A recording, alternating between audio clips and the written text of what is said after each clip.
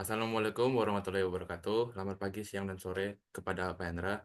Kami dari kelompok 14 pada kesempatan kali ini akan mempresentasikan hasil diskusi kami pada jurnal yang berjudul An Algorithm for Distracted Driving Recognition Based on Push Features and Improved KNN. Sebelum kami lanjut ke penjelasan, izin kami memperkenalkan diri terlebih dahulu. Perkenalkan, nama saya Nasution Dharmendra dengan NIM 187231076. Perkenalkan, nama saya Niko Cahaya Permana dengan NIM 187231035. Oke, langsung saja kita akan masuk ke bagian penjelasan dari materi ini. Nah, jadi apa sih yang melatar belakangi penelitian yang dilakukan di jurnal ini? Jadi, kecelakaan mobil merupakan penyebab kematian utama setelah penyakit dan perang dengan 1,35 juta kematian per tahun.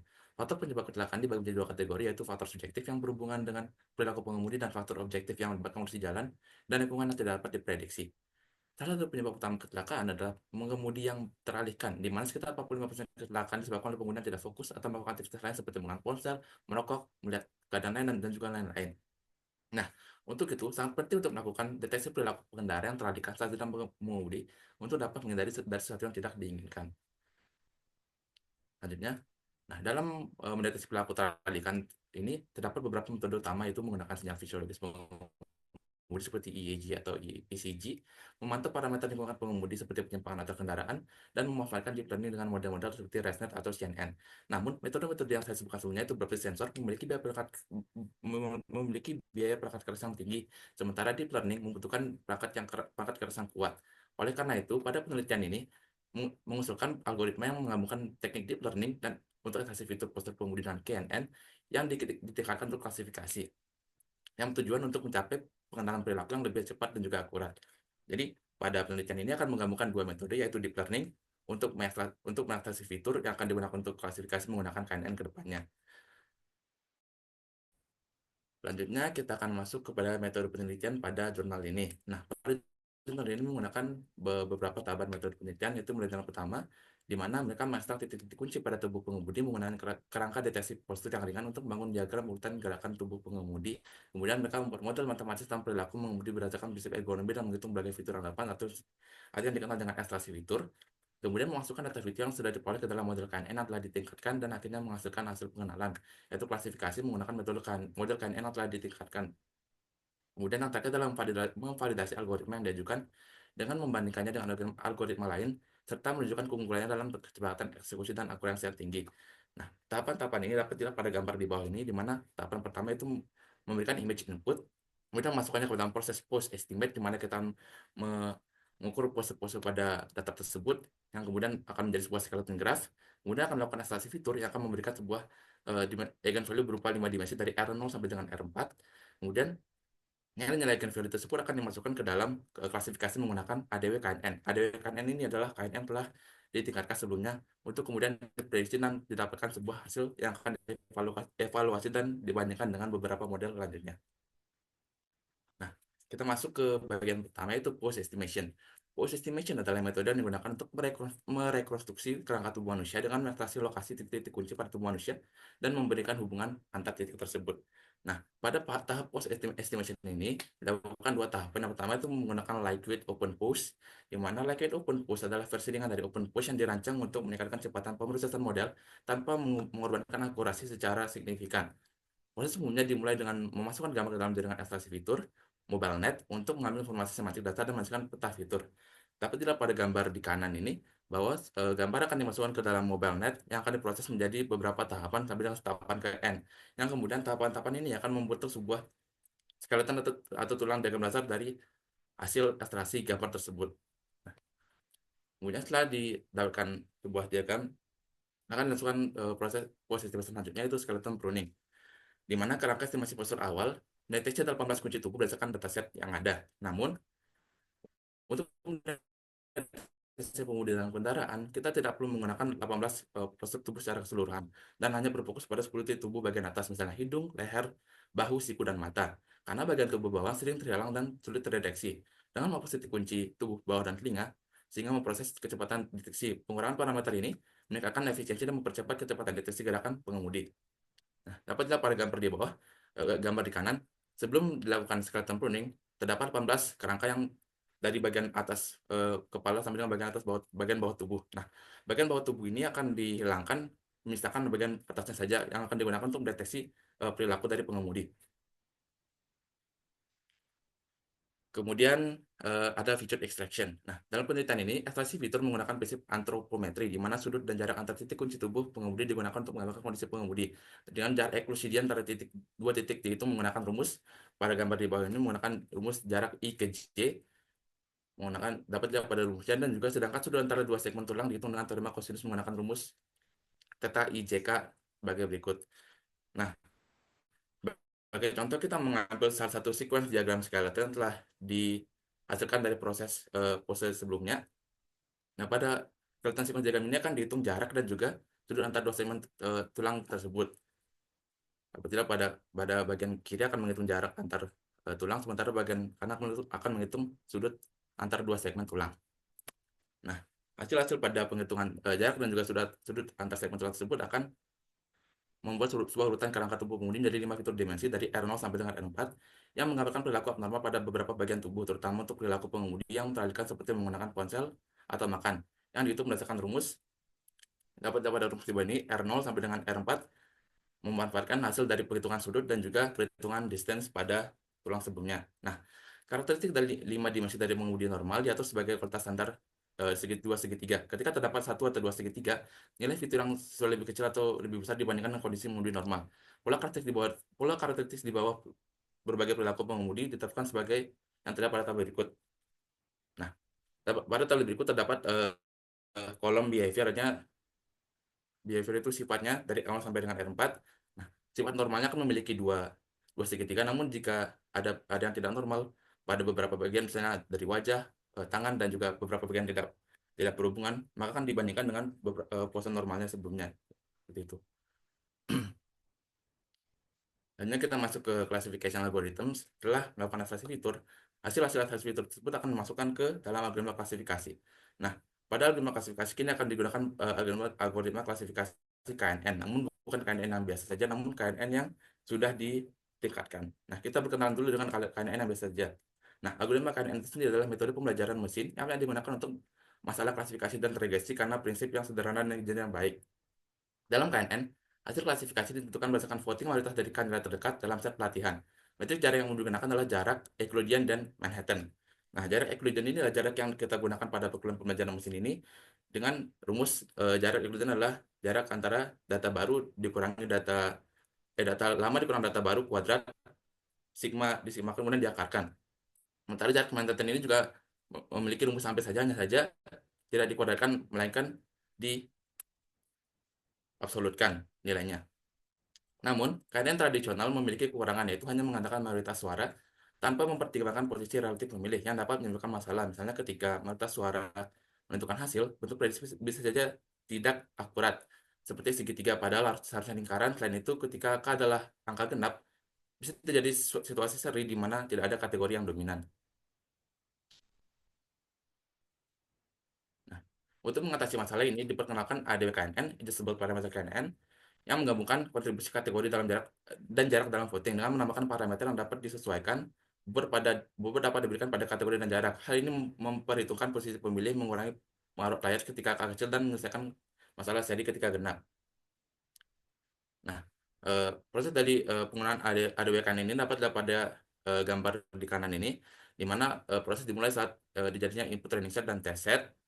Kemudian mengkalkulasi kedekatan antar klasifikasinya. Nah, untuk KNN biasa, prosesnya akan berhenti di sini dan menentukan mana klasifikasi yang paling dominan antar beberapa tetangga. Namun jika menggunakan ADW-KNN, terdapat tiga, tiga proses tambahan, yaitu mengkalkulasi kategori contribution dan juga kemudian mengkalkulasi distance contribution dengan rumus yang saya cantumkan pada di bawah ini.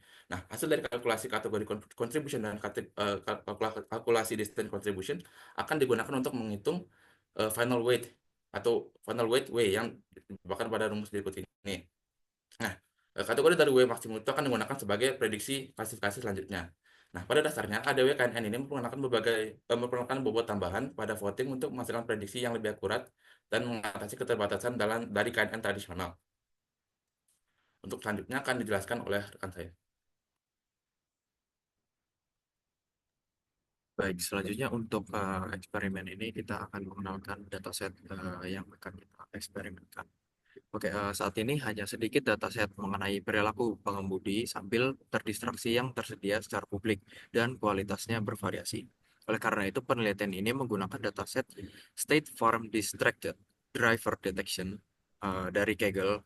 Itu terdapat 8 jenis perilaku berisiko tinggi dipilih untuk eksperimen dengan total lebih dari 18.000 gambar yang berukuran 640 dikali 480 RGB. Gambar-gambar dibagi secara acak menjadi training set terdapat 80% dan testing set terdapat 20%. Seperti yang ditunjukkan pada tabel saat ini. Oke, dapat kita lihat pada gambar yang di kanan atas itu terdapat 8 jenis foto, terdapat 8 jenis foto dari A sampai H, terdapat beberapa jenis behavior, lalu diseleksi menjadi skeleton di bawahnya itu gambarnya.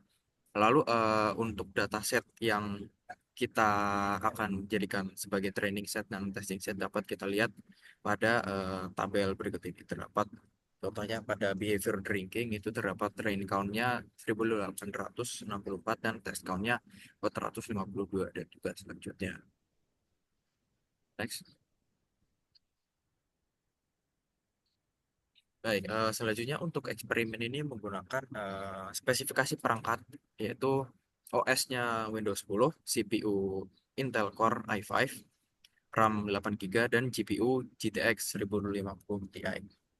Software yang digunakan menggunakan Python, PyTorch dan Python. Lalu untuk indikator evaluasi model kita menggunakan dua. Terdapat yang pertama yaitu akurasi, itu mengukur seberapa benar model dalam memprediksi data. Lalu FPS yaitu kecepatan deteksi model dalam memproses gambar per detik. Next. Oke, selanjutnya ini adalah hasil eksperimen dan analisis hasil. Tujuan eksperimen ini adalah untuk membuktikan keunggulan ADW KNN dibandingkan dengan algoritma KNN tradisional. Vektor fitur yang diperoleh diklasifikasikan menggunakan kedua algoritma tersebut. Yang pertama, kita menggunakan parameter eksperimen yaitu untuk ADW KNN menggunakan dua parameter. Yang pertama adalah K bervariasi dari 1 hingga 8 dengan angka 1, 1. Dan P bervariasi dari 0,2 hingga 0,8 dengan langkah 0,2. Dari eh, gambar yang dapat kita lihat, untuk grafik KNN itu jauh keunggulannya daripada menggunakan algoritma ADW KNN dengan parameter yang berbagai macam. Cuman di dalam eh, parameter yang bermacam-macam itu jauh lebih unggul di atas menggunakan algoritma KNN tradisional. Kita dapat melihat KNN mencapai akurasi tertinggi 93,62% saat K sama dengan 1 dan K sangat sama dengan 3. Lalu menurun hingga 92,26% saat K meningkat. Sementara itu, ADW-KNN mencapai 94,04% pada K sama dengan 6 dan P sama dengan 0,2, naik menjadi 0,42% dari KNN. Seiring kenaikan P, akurasi stabil untuk K sama dengan 1 dan 2, tapi menurun saat P mendekati 1. Eksperimen tersebut membuktikan bahwa ADW-KNN lebih unggul dalam klasifikasi. Selanjutnya,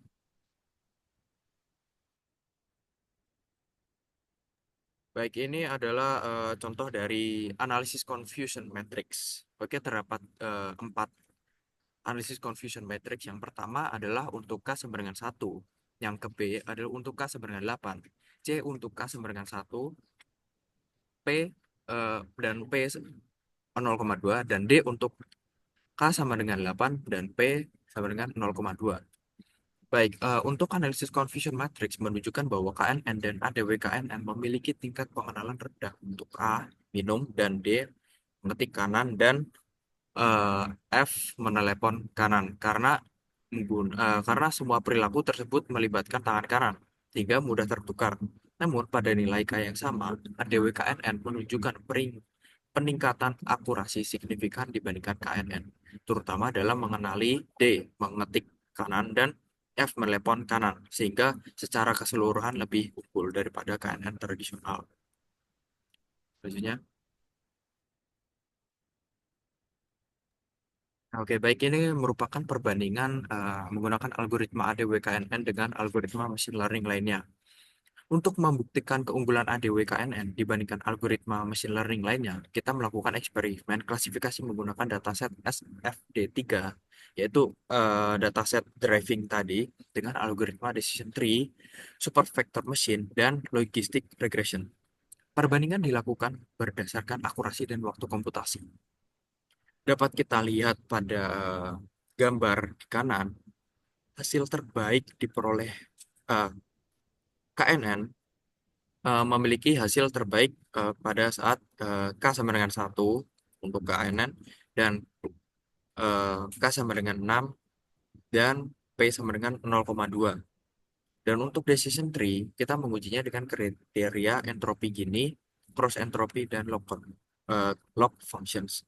SVM dievaluasi menggunakan tiga kernel function, yaitu RBF, linear, dan sigmoid. Dan selanjutnya, logistic regression dibandingkan menggunakan fungsi penalti L2 dan L1. Dari hasil analisis tersebut, kita mendapatkan bahwa ADW KNN terbukti lebih unggul dalam akurasi dan kecepatan yang dibandingkan algoritma lain, menjadikannya pilihan yang tepat untuk klasifikasi perilaku mengemudi terdistraksi. Pemilihan KNN sebagai dasar pengembangan juga dinilai efektif. Dapat kita lihat pada tabel tersebut bahwa keakuratan ADW KNN mencapai 94,04%, yang dimana itu termasuk dalam keakuratan yang paling tinggi di dalam hasil uji-uji analisis tersebut. Meskipun untuk kecepatan itu terdapat lebih cepat pada menggunakan algoritma decision tree. Namun dapat dilihat untuk keakuratannya lebih unggul menggunakan ADW KNN. Next. Baik, kesimpulannya, sebagian besar algoritma pendeteksi pengemudi terdistraksi menggunakan deep learning, sementara machine learning tradisional masih terbatas. Penelitian ini menggabungkan deep learning untuk ekstraksi fitur dengan machine learning untuk klasifikasi cepat dan akurat, mengatasi kendala pelatihan dan kebutuhan perangkat keras tinggi. KNN menunjukkan hasil baik karena kemampuannya mengenali fitur serupa, sementara ADW-KNN lebih unggul dalam dataset besar meski memerlukan penyesuaian P dan K yang meningkatkan kompleksitas komputasi. Ke depan, penelitian akan fokus pada pengembangan dataset frontal, integrasi ke perangkat dalam kendaraan, dan eksplorasi ensemble learning seperti random forest untuk klasifikasi yang lebih optimal. Baik, cukup sekian presentasi dari kami. Mohon maaf apabila terdapat salah kata. Kami tutup. Wassalamualaikum warahmatullahi wabarakatuh.